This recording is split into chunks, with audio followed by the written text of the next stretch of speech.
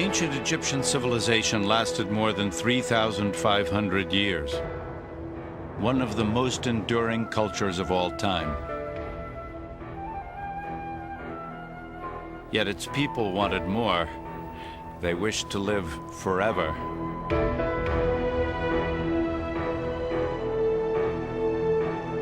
And no Egyptian craved immortality more urgently than the pharaohs. Their remarkable temples and monuments were created to protect the king and his life after death.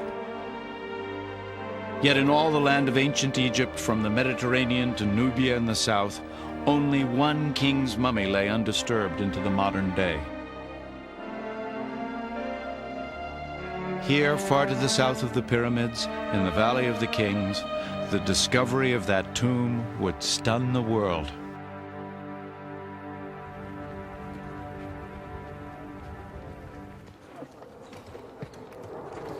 The year is 1922. Archaeology has arrived in Egypt like an invading army. Hordes of Europeans comb the desert for the most coveted prize of all, an unopened royal tomb. Howard Carter, an experienced Egyptologist, has spent years looking for the tomb of one minor pharaoh.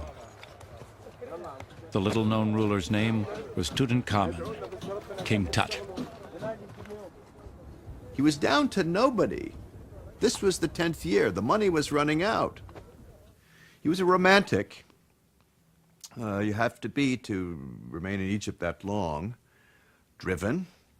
He always knew that Tut was there. Carter's big break came in the first days of his 6th expedition.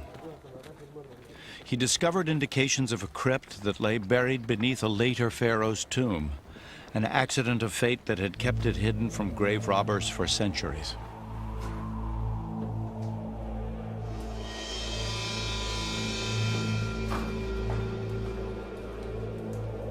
After so many years in the desert, all that stood between Carter and what could be the discovery of a lifetime was a wall sealed with plaster more than 3 millennia ago.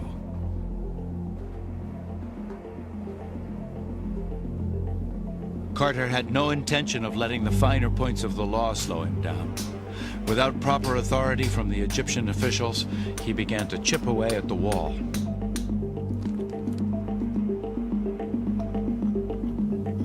They didn't tell us so, you know.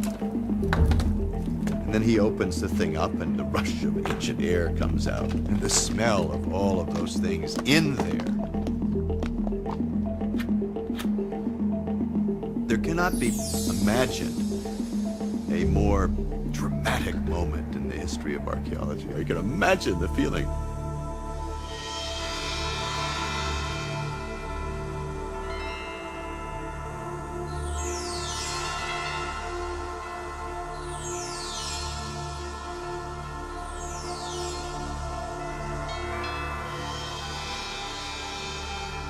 The first thing they saw were these huge ceremonial couches, the ones in the shape of the bull and the tiger, with the inlay of the blue glass still preserved.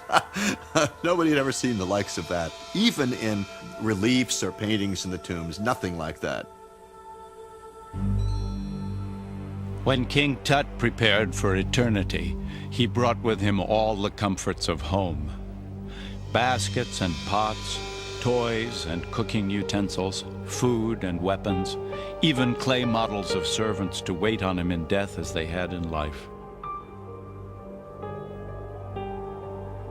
Anything useful here in this life would surely be needed in the next.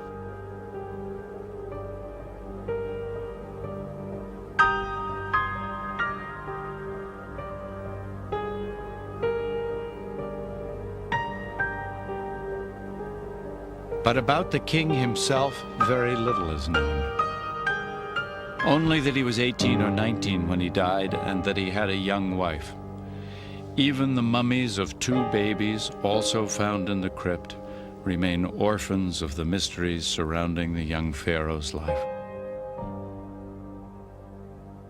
But one thing was clear. Tut's tomb was designed as a gateway to eternity, a storehouse of sacred and magical items for his journey into the afterlife. You have weapons that nobody ever knew existed. You have fine bows. You have a piece of steel on his heart, in the most precious place, in the deepest level of King Tut. They found a piece of steel, a little tiny miniature knife in steel, which was considered to be more valuable than all the gold that they found.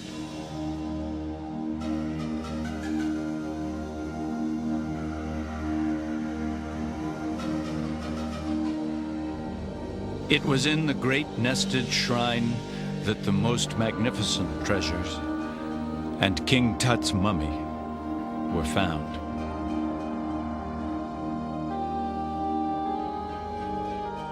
The innermost of 4 ornate coffins was solid gold.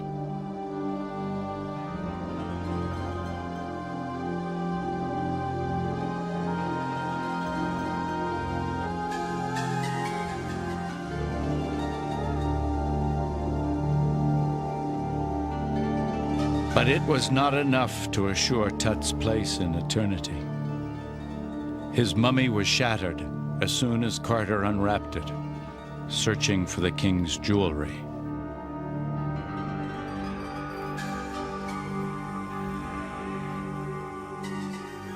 Sadly, King Tut would be remembered not as a pharaoh, not even as a man, but as a treasure. It appealed to everybody's sense of finding the pot of gold at the end of the rainbow, and what would they find? They didn't know. And it became a wild press event, probably one of the first true pop media events of the 20th century. Dateline, Egypt.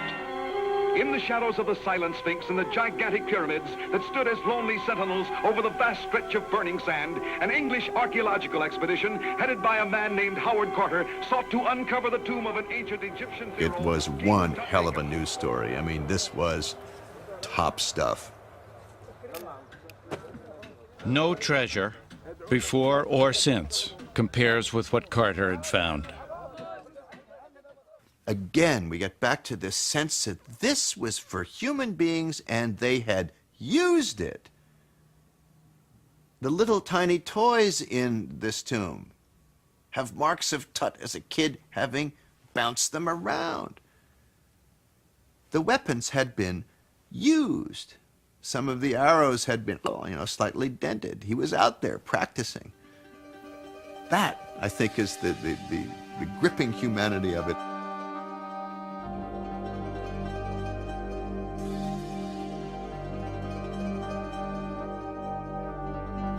When you see the portraits, when you see in King Tut this lovely golden throne where the young king and his bride, same age, 13 or 14, having a good deal of fun. They obviously love each other. One is touching the other in the most affectionate way.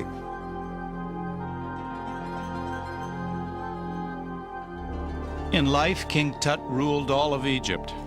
In death, he aspired to an eternal life as lavish as the royal court he left behind.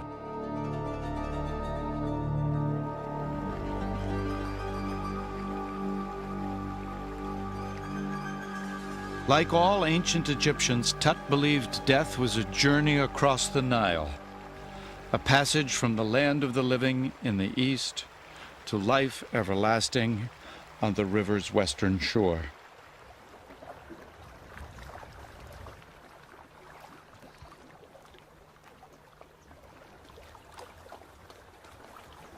The Nile, it was the soul of Egypt, the sacred link between the land of the living and the land of the dead.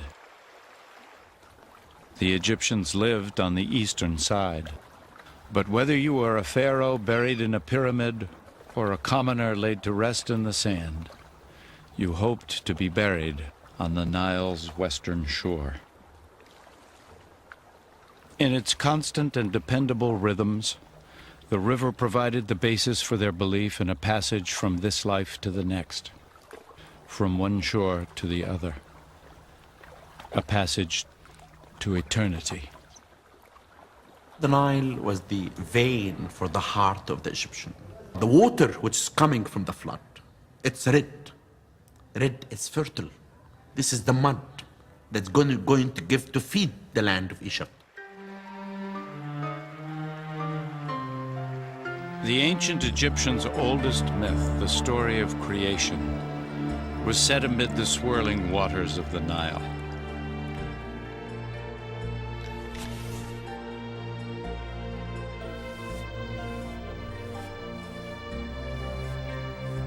In the beginning, it is the great god Horus, the falcon god, that brings power to the pharaohs. Horus is the god of the skies, but he invests the pharaohs with dominion over the land and the people. On temple walls, the faithful commemorate the power of the Nile, the source of all life and the path to immortality.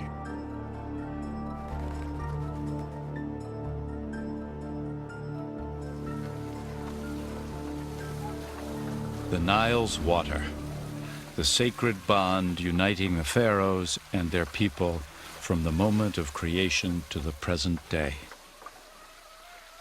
If you go to any village in Upper and Modern Egypt, you will find there is big similarities between ancient and modern. There is continuation between the past and the present. Tomb models, buried with mummies of wealthy landowners, depict details of a working Egyptian farm.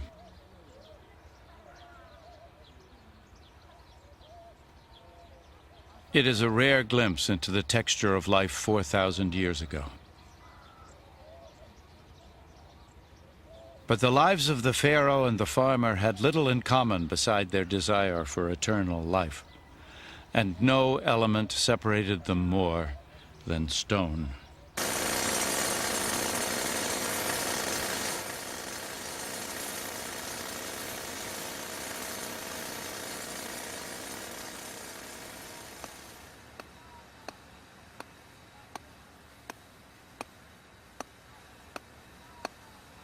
For stone was the embodiment of every pharaoh's power and his greatest weapon against time. The overriding mission of each new king was to secure the quarries that would provide raw material for monuments to his reign. This obelisk would have been the tallest in the ancient world, but a flaw in the granite caused it to crack before it was completed. How its massive 1,200 tons would have been moved and raised into place remains a mystery.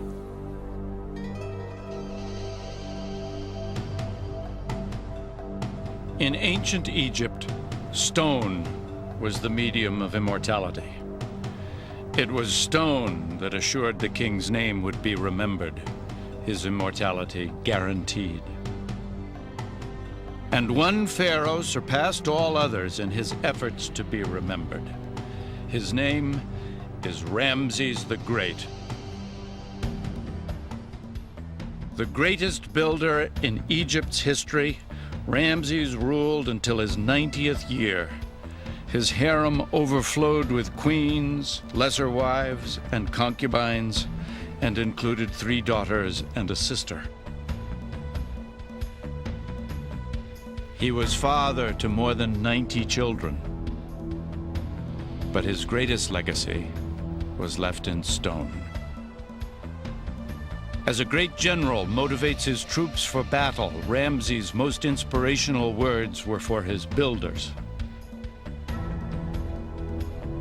O my chosen workmen, valiant men of proven skill, craftsmen in valuable stone, I am your constant provider.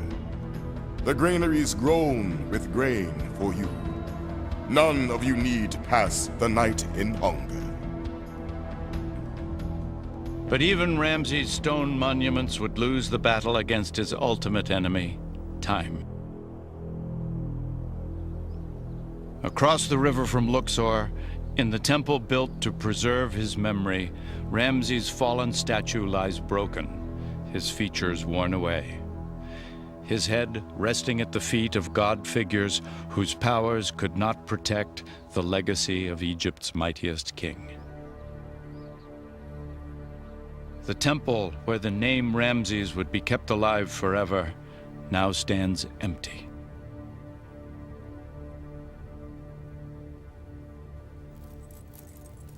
What became of Ramses' treasures? Where are his worldly goods? Where is his golden mask?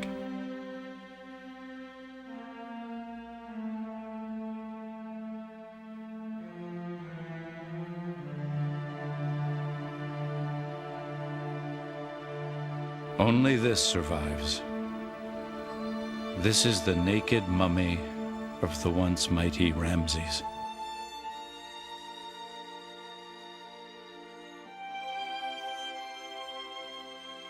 His body bears witness to a fate Egypt's mightiest ruler could never have foretold.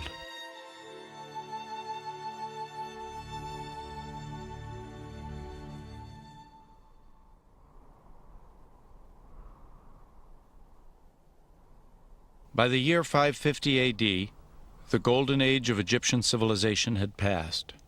A waning Roman Empire now ruled Egypt.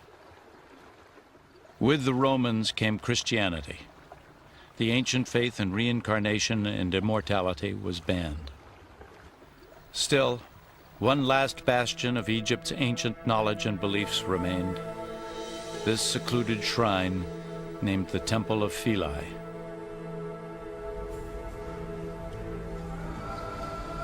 Inside these walls, priests kept the ancient faith alive. They still prayed to the goddess Isis, mother of Horus, the falcon god, and still practiced the rituals that promised immortality. Only in the Temple of Philae were the mysteries of the ancient gods still respected and revered.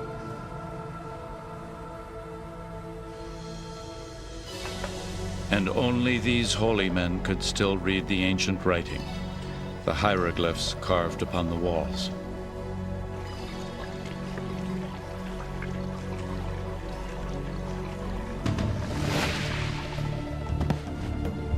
Finally, this last remaining outpost of Egyptian civilization came under attack.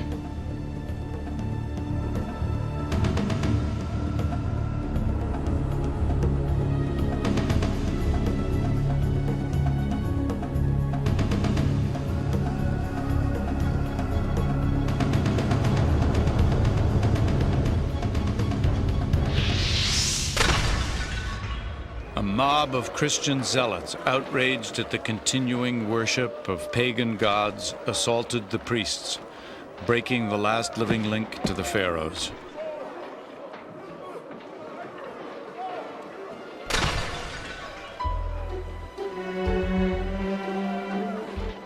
The priests were killed or scattered. They took their knowledge of the hieroglyphs to their graves.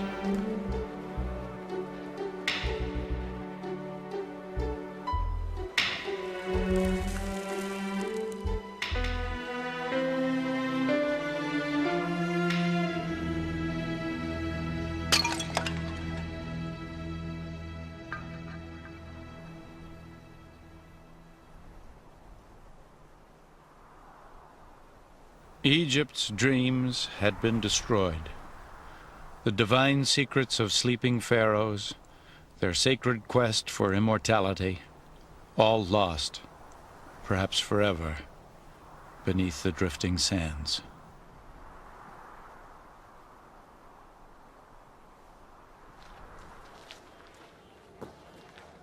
The silence lasted 1,300 years.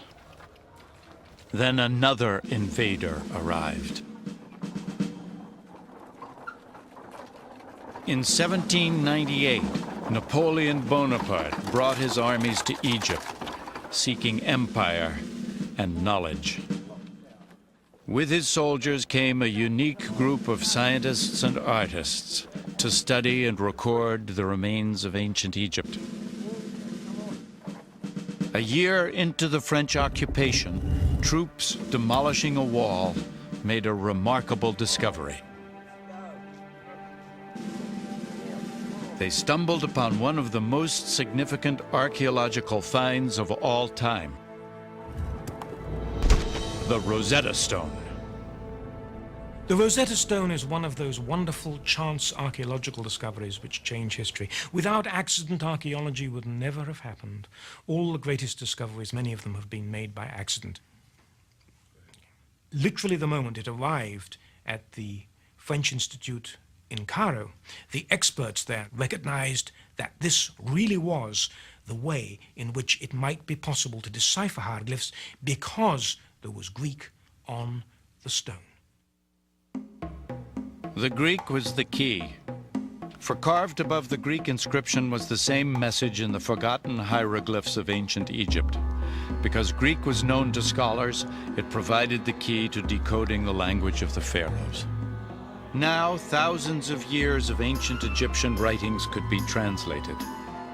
After centuries of silence, Egyptian voices could be heard once more. As to any flooding on our land, it is you who are cultivating it, and you who are responsible for it. Work hard and be careful. If my lands flood, woe be to you. The letters of the Conakite. One having a wound on his temple, treat the ailment with a poultice of fresh meat the first day.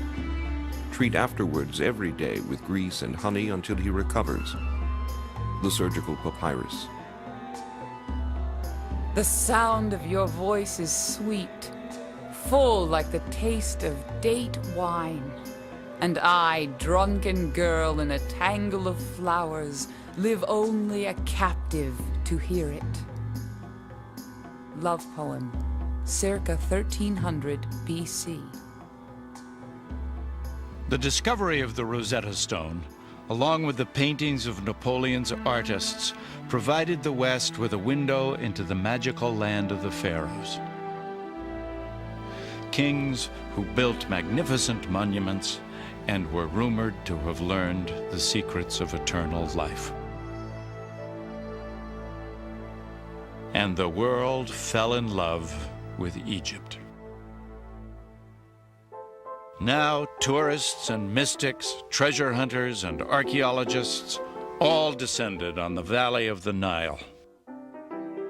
The colossi don't look at all colossal. On the contrary, they're quite in keeping with everything about them, as if they were the natural size of man and we were dwarfs. Florence Nightingale, 1849. The temple's proportion puts in mind a giant buried up to its waist, overwhelming man's puny stature with its head and shoulders. We are amazed. Jean-Jacques Ampère, 1868. Who shall say it's not lively, exhilarating, lacerating, muscle-straining, bone-wrenching, and perfectly excruciating and exhausting pastime climbing the pyramids? Mark Twain, 1869.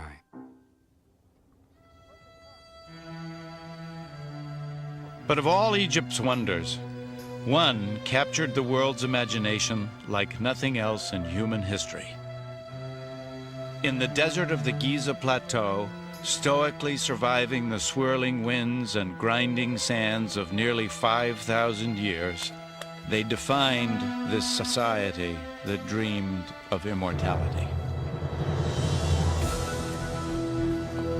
For the pyramids seemed to have defeated time itself.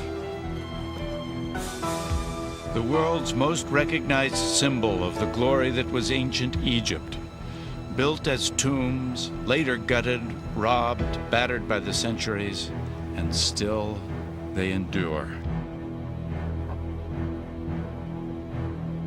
There are more than 2.3 million blocks of limestone in the Great Pyramid of Cheops, each stone weighing from 2 to 15 tons. Its base is a near-perfect square. 481 feet tall, it could hold the equivalent of 872 wide-body jets. And still today, the mysteries abound. Where did the technology come from? How were they able to move such vast amounts of stone prior to the invention of the wheel?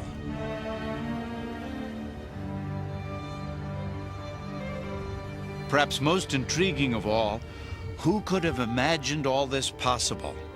Eternal stone structures, the largest on Earth, when nothing, even a fraction of their size, had ever been built.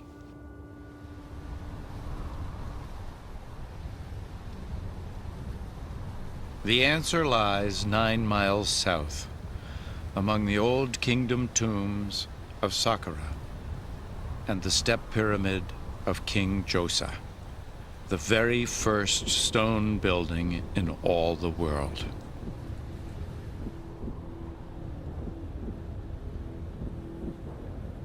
This was the laboratory that proved the Great Pyramids possible. Unlike anything the world had ever seen, it was so remarkable a feat of engineering, its architect, Imhotep, was proclaimed a god.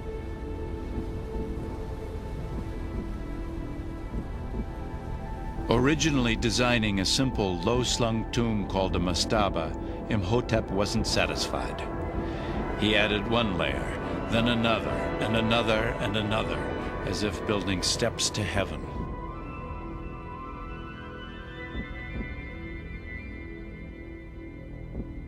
He also tunneled deep into the earth, creating a labyrinth of chambers, galleries, and corridors designed to keep the king's true burial site secret and protect the royal mummy from grave robbers. Down dark, twisting passageways, at every turn, in every detail, what Imhotep accomplished seems overwhelming still. There is no scientific explanation given to the public to tell them how the pyramids was built. They never left a papyrus roll or a description in a stone to say how they did it. Today it takes a 350 horsepower diesel engine and hydraulic lifter to pick up this 7-ton granite slab. Many of the building blocks in the Great Pyramid weighed more than twice as much. Although no description or narrative account has ever been found telling how these massive stone monuments were created, this tomb drawing contains tantalizing clues. It shows the 160 workers needed to move a single statue. How many more must it have taken to build a pyramid? Many believe the stones were moved on enormous wood sleds along mud-slicked paths. Others think rolling logs were used, or even canals built from the Nile, and the stones floated in on barges. Ramps most likely raised the stones into place. But how they built on such a scale, and with such uncanny precision, is the greatest wonder of this great wonder of the world. The pyramids were built to house the pharaohs for eternity, but the stones would fail them. The tomb became a beacon, attracting as many robbers as it repelled, and Egypt became a land overrun by treasure seekers. There was no stopping the looting and plunder to come.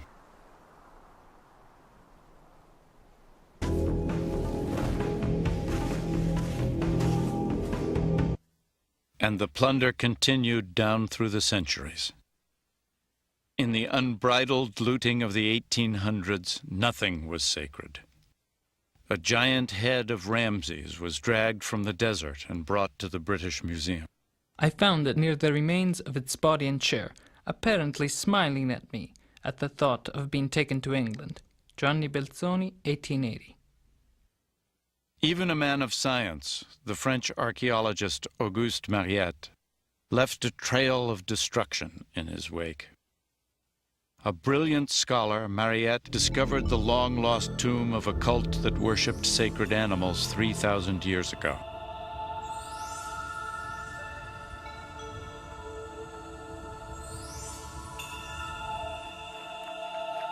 Deep under the ground in Saqqara, a maze of catacombs contained massive stone coffins that once held mummies of full-grown bulls.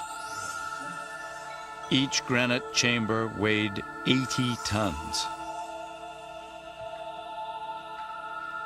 And yet they too had been robbed, the lids pried open in ancient times by a force Mariette could not even begin to comprehend.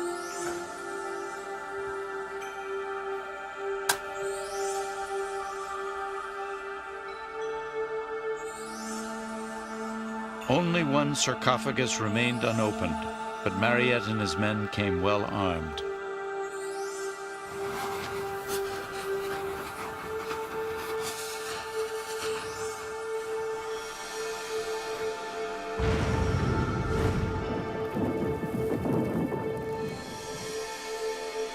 Mariette was a product of his time, as greedy for treasure as for knowledge, shamelessly indifferent to the desecration he would cause the sacred tombs. In the raw pillaging days, it was just, hey, let's get the biggest kind of stuff we can, and they blasted it with dynamite to get it out, and they dropped it in the Nile by mistake when the winches didn't work, and all sorts of chaos. They would take dynamite, they'd set it at the edge of the pyramid, wham, just let it go to see, is there a hole in there? Is there next to a burial chamber, and so on. Despite the best efforts of Egyptian authorities, illicit excavations continued. The most persistent offenders lived here, in Kurna, the village of the robbers. For generations, unscrupulous dealers came from all over the world to Kurna to purchase pieces of Egypt's past. A booming black market flourished in these narrow streets. In Kurna, trade in ancient treasure became a way of life. As a young man, Hussein Aboud al-Rasul often dug for illicit artifacts. Kurna is built above a lot of artifacts and antiquities. No one really knows how much is buried underneath here. There are hundreds of tombs which are as yet unopened and undiscovered. But all the villagers, no exception, know the value of what they are living above. And whenever anyone can sell something, they do.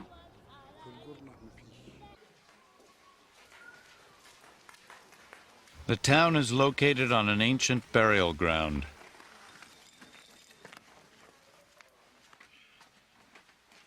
Rumors spread of looters' tunnels, but more likely these were the long since robbed graves of minor nobles and even commoners. The village of the robbers earned its reputation, but the worst looting was not the work of amateurs. This is plunder with a pedigree, plunder in the name of art and science, plunder to fill national museums all over the world. Museum curators are trained to acquire. They do three things. They acquire, they exhibit, and they publish. And the sexiest thing is to acquire. And the resentment of people living in the countries that were being pillaged finally got to the point where it had to be taken seriously by the industrial powers, who were the collectors. We don't want any more of this theft. And you people who are the scholars, you people who are the curators, you're the ones that are egging them on. You're contributing to the criminal behavior by saying, we'll buy anything in sight. And they could never get the runners. You can't get the night diggers. But you can sure get the people who say, this is our newest acquisition, and put it on a pedestal in New York or Berlin or what have you. It gets pretty embarrassing. The Egyptian civilization does not belong to Egypt only, but belongs to everyone all over the world.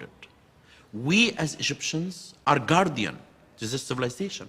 And this is why all of us, Egyptians, Americans, Europeans, has to cooperate in stopping this crime. Protecting the country's rich heritage is now the job of Egypt's Antiquities Police.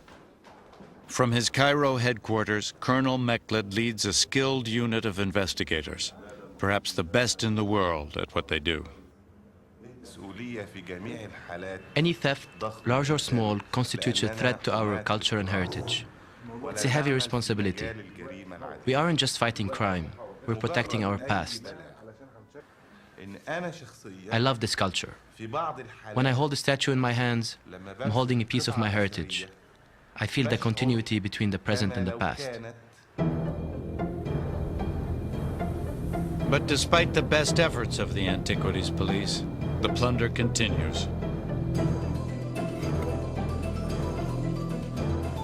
In 1992, a secluded temple was descended upon by a daring gang of thieves. Their target, one of the temple's most important and imposing relics.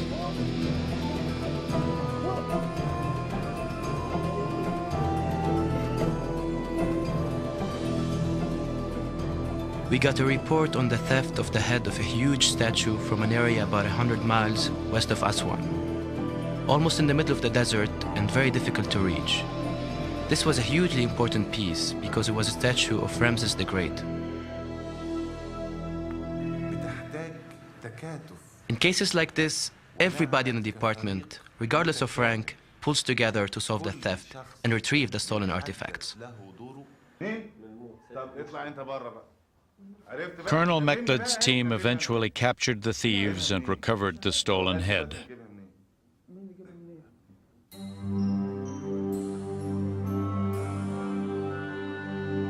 But the damage had been done.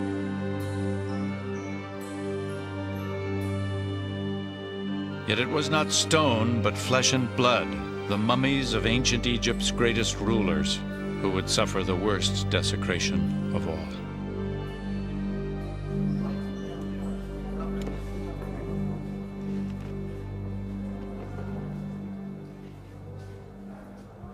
The pharaohs have not been left in peace. The fate of this mummy is not uncommon, only its ancestry is. This is the mummy of Tutankhamun, King Tut. Over the years, he has been rudely manhandled. But mummies suffered far worse indignities. They became the objects of bizarre rituals and beliefs. In medieval times, pounded up ancient Egyptian mummy was considered to be a powerful medicine, to say nothing of an aphrodisiac. Pounded mummy was worn by the King of France in a leather pouch on his belt. A thriving market in what was called mumia developed throughout Europe, and there were numerous instances in the late 18th and early 19th century of people throwing mummy unwrapping parties, and groups of doctors and scientists would get together and they would throw a reception and they would formally unwrap the mummy. And the collection of mummies from there became big business.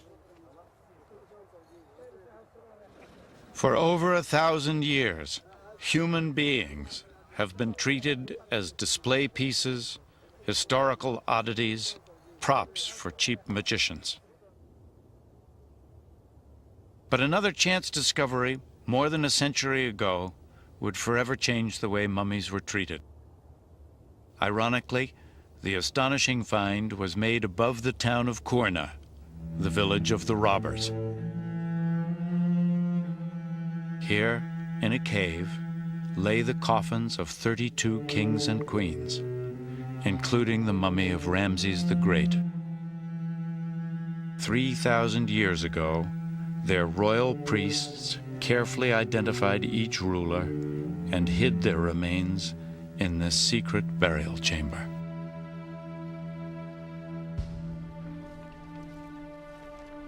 For their own protection, Egyptian authorities now removed the royal mummies from their tombs.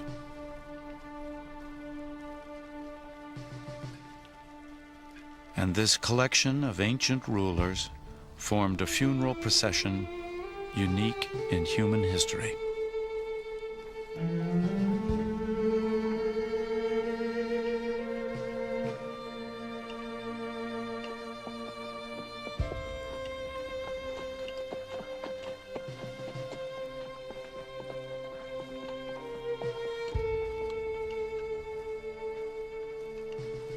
All along the Nile, Egyptians gathered to pay their respects as the eerie caravan of ancient rulers made its final journey north to Cairo.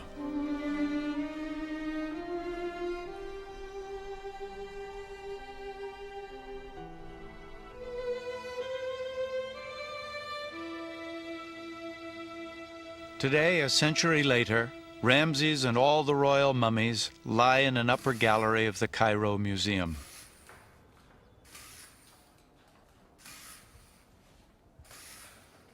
A unique conservation effort is underway to preserve the ancient pharaohs, to finish the task their priests began. But now, scientists have taken the place of holy men as the final protectors of the royal mummies. Dr. Nasri Iskander is moving a once mighty king to an unfamiliar resting place.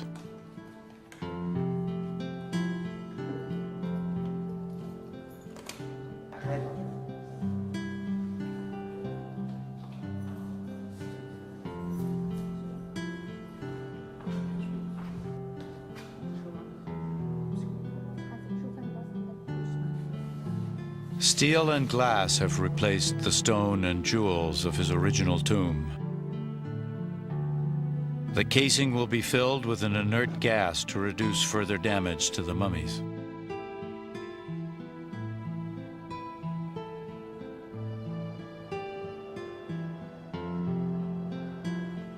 Ending a journey that began in the 12th century BC, this royal mummy will now rest in peace, protected by 20th century technology.